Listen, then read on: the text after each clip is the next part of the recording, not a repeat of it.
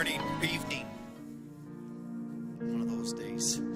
Good evening. Welcome to our Thursday night prayer. Hey, I'm glad you're here. Thank you for coming.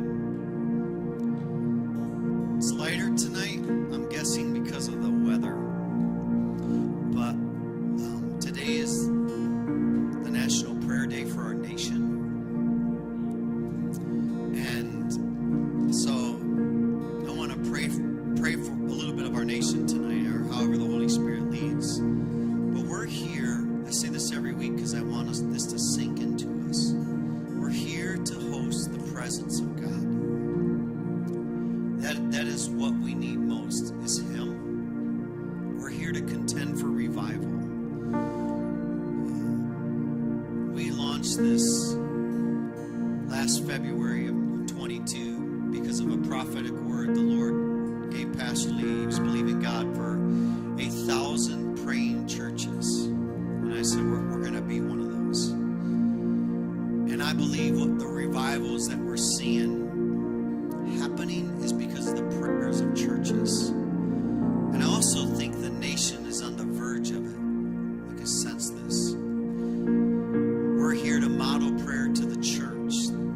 That's why we want you to come up and pray as the Holy Spirit leads you. We don't want this to be a leadership driven only, but that we are contending together and to pray for the needs of the church. So today, not only do we want to pray for our nation, but we want to pray for the ladies who are on Bloom, that they're encountering freedom, that what they got from the Lord today during their fast day is life-changing, life-transforming for them, however the Holy Spirit would lead that today. And then to pray for Water the City, that the people of our church catch that vision and that it becomes a reality. And then I want to try something a little different tonight. After the worship team leads us in worship, I would like us to just sit without a song. So you'll start, but I want us to sit for like 10 minutes with just you and the Lord. There's a verse I feel like the Lord wanted me to read tonight. Ezekiel 3 says, "The voice of the Lord said to me, Son of man, eat what I'm giving you. Eat this scroll." I think let's start out in the 10 minutes, or the first 10 minutes. I sense the Lord is something He wants to give us personally. It may be for the church as well, but personally for you. Eat this scroll. Then go and give this message.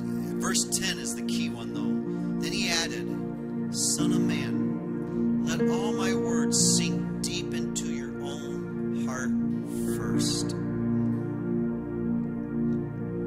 Listen to them carefully yourself, then go to your people." So I want to spend, after we honor God through worship, 10 minutes soaking with Him, whatever He wants to sink into you first. So it says, Ezekiel, before you go, listen carefully and let my words sink deep into your own soul first, then go.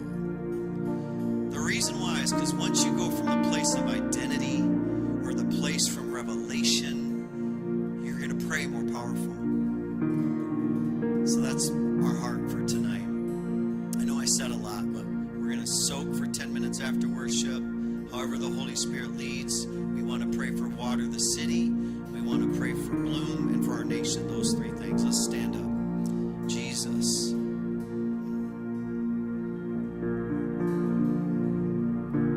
I thank you there's an invitation for each and every son and daughter in this room. Your word says in Isaiah 50 that morning by morning you waken our ears to listen. Every day you're awakening our hearts to listen to you. Your word says in Job that you speak in one way, then another, but we don't perceive it. I pray tonight we perceive it. You would awaken our ears to hear your voice. And I pray that whatever you say for us,